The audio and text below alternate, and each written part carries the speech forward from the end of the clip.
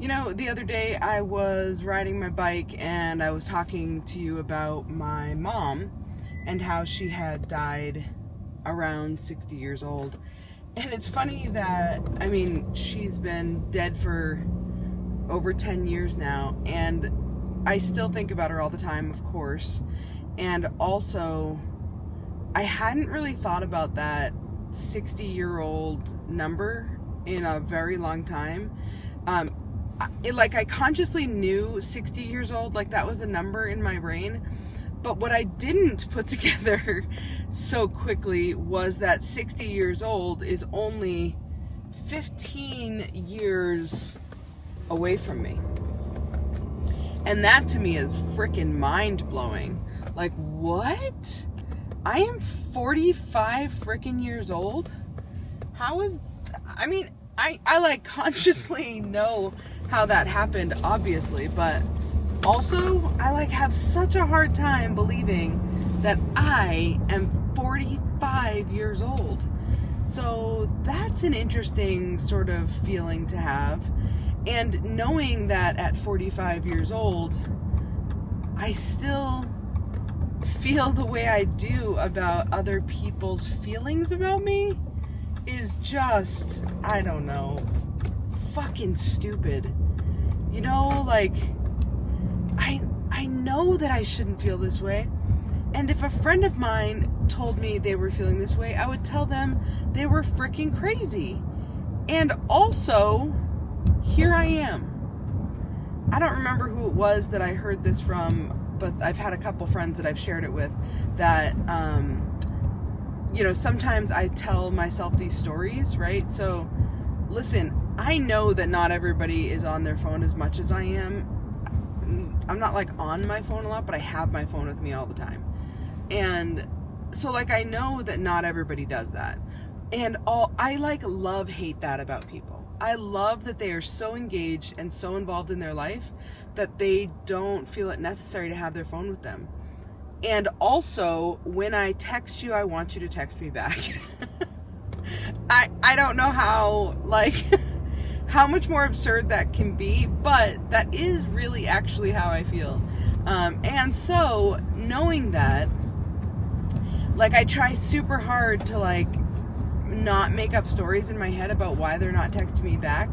And yet, depending on who the person is, if they haven't texted me back in a minute, okay, a minute is an exaggeration, but I say a minute in the grand scheme of things.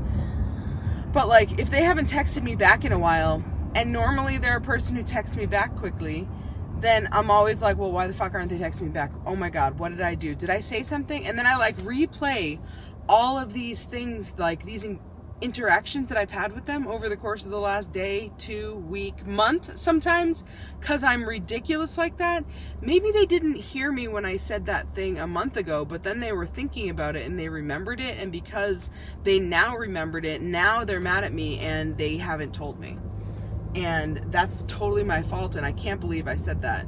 Or I make a joke in a text message, and normally they would think that was funny, or I would think that they thought that it was funny, and then they don't respond. And then I'm like, oh shit, was that actually offensive, and it wasn't as funny as I thought it was?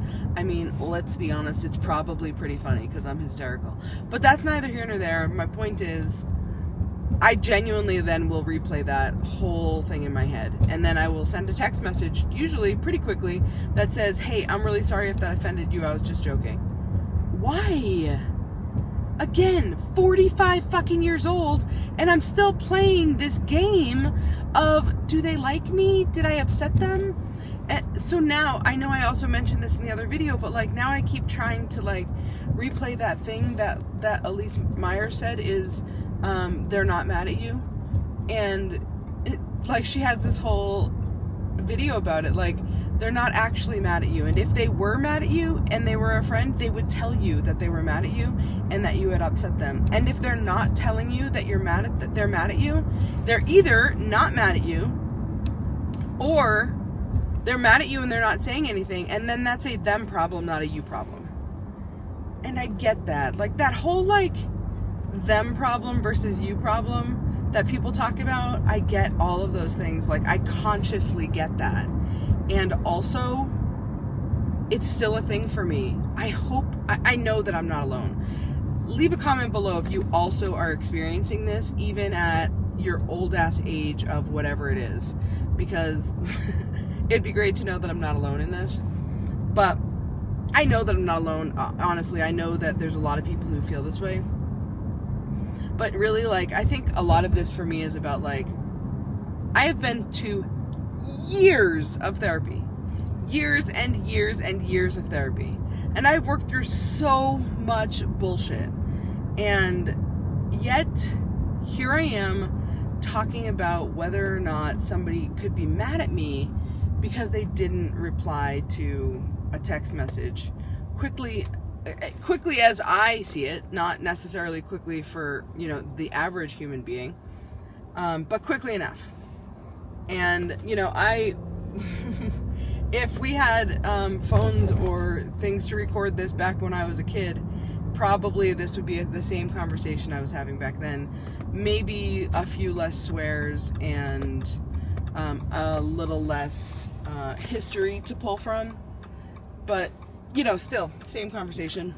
So, I don't know. I guess at this point in my life, maybe that's going to be the thing that I start working towards more than anything, is a little bit more comfort in who I am and what the fuck I'm doing with my life. Because here's the thing. I'm having a boatload of fun. And I'm doing lots of great things. And I'm trying this whole content creation shit, which is fucking wild. And I'm learning and I'm growing, and I don't think everybody can say that. And so I should feel proud of myself, and to hell with what anybody else says, I guess. Brene Brown has a quote. Geez, apparently I quote people a lot. This is the second person. Elise Myers, now Brene Brown. Whatever, it's fine. If you don't know who either of them are, make sure you look them up. Brene Brown says something about... and actually, she might not even be the person who originated this quote, but I don't know. Anyway, I heard it from her, so I'm going to quote her, which, and it's a paraquote, subquote, paraquote, sort of a quote, because I don't know if it's exactly the right words. Anyway, the moral of the story is, she said something about, if you're not also in the arena doing the thing, I don't fucking care about what you have to say.